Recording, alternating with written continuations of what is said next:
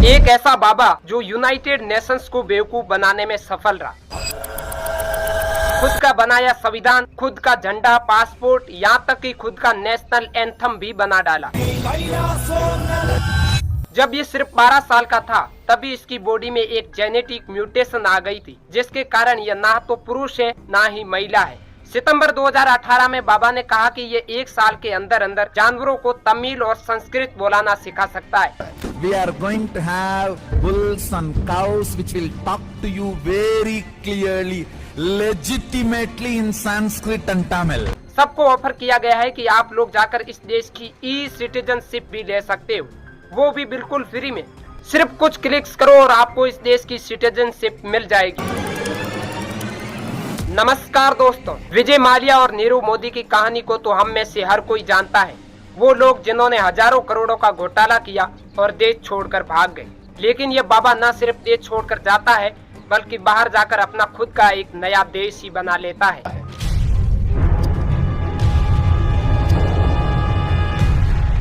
United states of Kailasa, एक ऐसा देश जिसका खुद का अपना संविधान, अपना पासपोर्ट, अपना एम्बेलम, अपना झंडा और अपना नेशनल एंथम भी। एक ऐसा बाबा जो न सिर्फ अपने हजारों भक्तों को बल्कि यूनाइटेड नेशन तक को बेवकूफ बनाने में सफल रहा। I'm here representing the United States of Kailasa. इसने American, south America politicians, government official से लेकर अमेजोन जंगल में रहने वाले आदिवासियों तक को स्कैम किया। इससे दुनिया का सबसे बड़ा स्पिरिचुअल स्कैम कहा जा सकता है। आइए जानते हैं इसकी सच्चाई गहराई से आज के इस वीडियो में।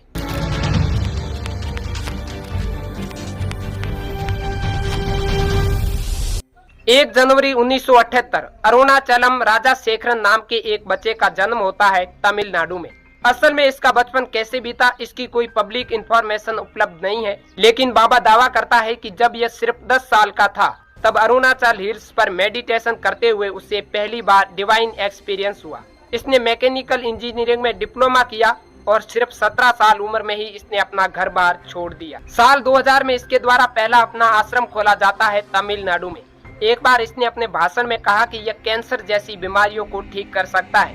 बेंगलुरु के पास भिवाड़ी में इसका एक बड़ा आश्रम खुलता है, नित्यानंद ध्यान पीठम। 2010 तक आते आते विदेश में भी इसके मेडिटेशन सेंटर खुल चुके थे, लेकिन यही वो समय था जब एक वीडियो सामने आता है। शुरुआत में नित्यानंद ने इस वीडियो को फेक बताया और बाबा दावा करता है कि जब ये सिर्फ 12 साल का था तभी इसकी बॉडी में एक जेनेटिक म्यूटेशन आ गई थी, जिसके कारण यह ना तो पुरुष है ना ही महिला है। अमेरिका में रहने वाली आरती राव ने रेप का आरोप लगाया नित्यानंद पर। पुलिस ने इसे गिरफ्तार किया और 50 से ज्यादा दिन तक जेल में बिताए। लेकिन 2014 में फिर खबर आती है, आश्रम में 24 साल की महिला की मौत। The mysterious and sudden death of a 24-year-old woman inside controversial Godman Nityanand's ashram has put him in the center of a controversy once. सितंबर 2018 में बाबा ने कहा कि ये 1 साल के अंदर अंदर जानवरों को तमिल और संस्कृत बोलाना सिखा सकता है। We are going to have bulls and cows which will talk to you very clearly, legitimately in Sanskrit and Tamil. इसने कहा कि मैंने जानवरों को ये सिखाने के लिए एक सॉफ्टवेयर डेवलप किया है। I am declaring after testing this software yesterday, it was perfectly working. Within a year, I'll establish this. 2019 में नित्यानंद पर किडनैपिंग का एक और केस लगा।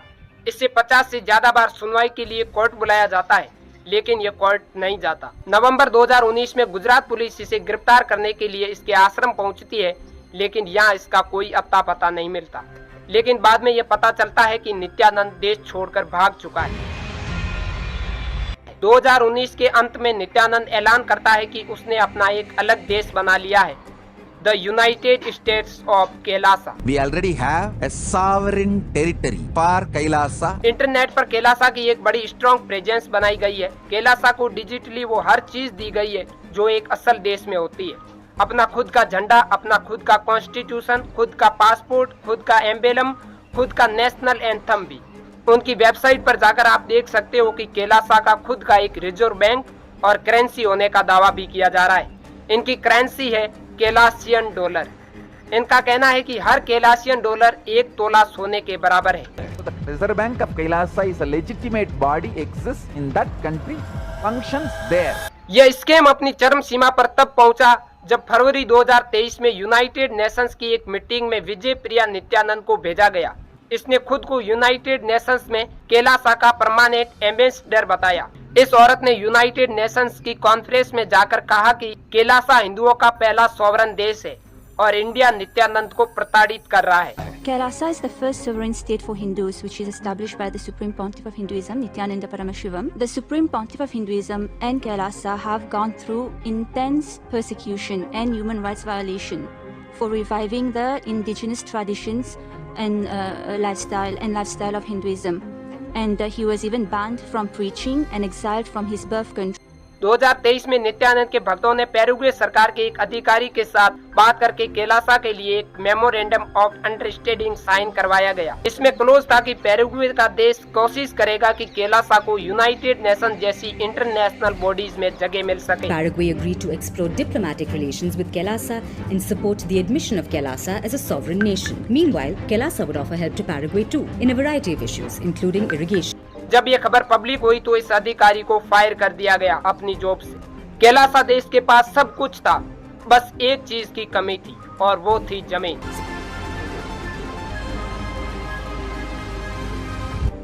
अखबारों में रिपोर्ट्स आने लगी कि नित्यानंद ने साउथ अमेरिका देश के इक्वाडोर के पास एक आइलैंड खरीदा है और यहीं पर अपना देश बसाया है। जब ये खबर इंटरनेशनल लेवल पर फैलने लगी तो इक्वाडोर की सरकार ने इससे इनकार कर दिया। नित्यानंद ने 2020 में कहा कि पृथ्वी अंदर से खोखली है और इसके अंदर एक एलियन सिविलाइजेशन बसी है।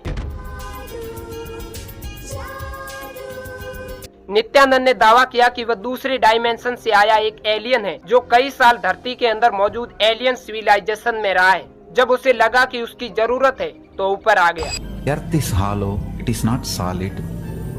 From above Earth, few aliens came and stayed inside the Earth. So I am one of the being, Arunagiri Yogeshwara, who came to Earth from Kailasa, was living inside Earth for quite a long time. When I saw I am needed, I came out. I am possessing this body and operating this body. Through this body, I am revealing and sharing whatever I need to do to the world. आज के दिन नित्यानंद और कैलासा का scam पूरी दुनिया के सामने expose हो चुका है। असलियत में कैलासा देश सिर्फ एक वेबसाइट पर ही एग्जिस्ट करता है। इसकी खुद की वेबसाइट पर लिखा है कि कैलासा एक कॉस्मिक बॉर्डरलेस नेशन है जो एक टेरिटरी की जगह एक आइडियोलॉजी को रिप्रेजेंट करता है। लेकिन इंटरनेशनल लॉ के अनुसार एक देश को मान्यता एक देश होने की तभी मिल सकती है जब उसकी एक डिफाइंड टेरिटरी हो, परमानेंट पॉपुलेशन हो, एक सरकार हो और दूसरे देशों से रिश्ते रखने की काबिलियत हो। कैलासा के पास ना तो कोई टेरिटरी है, ना कोई परमानेंट पॉपुलेशन है, ना ही कोई सरकार और ना ही कोई कैपेबिलिटी डिप्लोमेसी। विजय माल्या और नीरव मोदी की कहानी को आप विस्तार से जानना चाहते हैं तो चैनल को सब्सक्राइब कीजिए। अगला वीडियो इसी टॉपिक पर बनाऊंगा। वीडियो पसंद आया तो और हिस्टोरिकल वीडियो देख सकते हैं। एक पूरी प्लेलिस्ट है, यहाँ क्लिक करके देख सकते हैं। मिलते हैं अगले वीडियो में, तब तक चैनल को सब्सक्राइब कर दीजिए। बहुत बहुत धन्यवाद।